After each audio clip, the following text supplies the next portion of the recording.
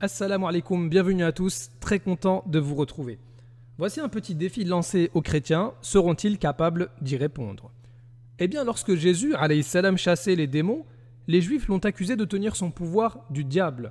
Les pharisiens ayant entendu cela dire « Cet homme ne chasse les démons que par Belzébul, prince des démons ». Eh bien, comment Jésus, alayhi salam, les a-t-il réfutés? Il leur a tout simplement dit que cela n'a pas de sens. Si mon pouvoir provenait de Satan, eh bien je ne serais pas en train de chasser les démons, sinon Satan se détruirait lui-même. Comme Jésus connaissait leurs pensées, il leur dit « Tout royaume divisé contre lui-même est dévasté, et toute ville ou maison divisée contre elle-même ne peut subsister.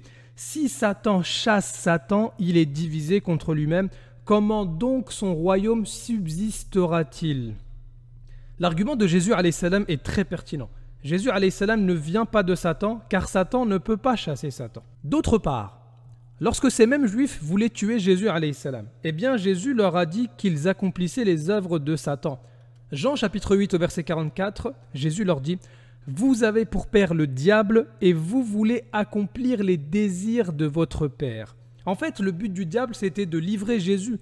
Jean chapitre 13 verset 2, pendant le souper, lorsque le diable avait déjà inspiré au cœur de Judas Iscariote, fils de Simon, le dessein de le livrer. Ainsi, pas de doute, vouloir livrer Jésus et le faire tuer, c'est l'œuvre de Satan. Jusqu'ici, pas de problème.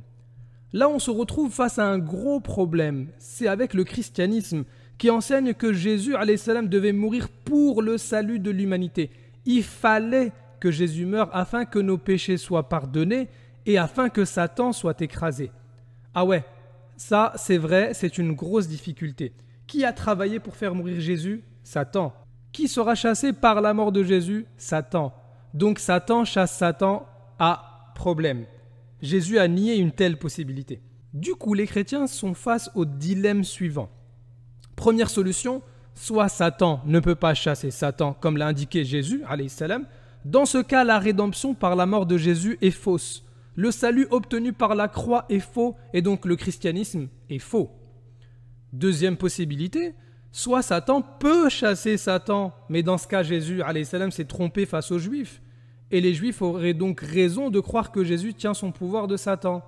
Mais si Jésus tient son pouvoir de Satan, alors le christianisme est également faux. Ainsi, vous ne pouvez pas croire en Jésus et en la croix. Soit vous croyez en Jésus sans la rédemption par la croix, soit vous croyez en la rédemption par la croix, mais sans Jésus. Mais sans Jésus, il n'y a pas de salut, donc vous perdez tout. Le seul moyen pour vous de sortir, c'est de croire en Jésus sans croire que sa mort nous sauve de nos péchés.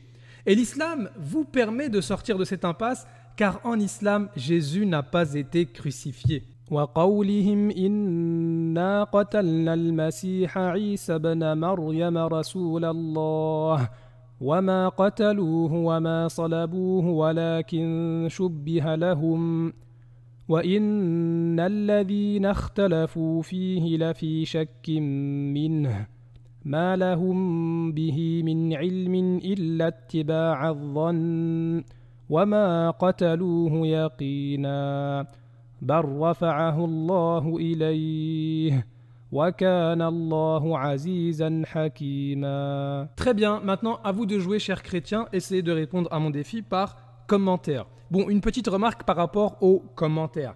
Les commentaires qui contiennent des insultes, effacez.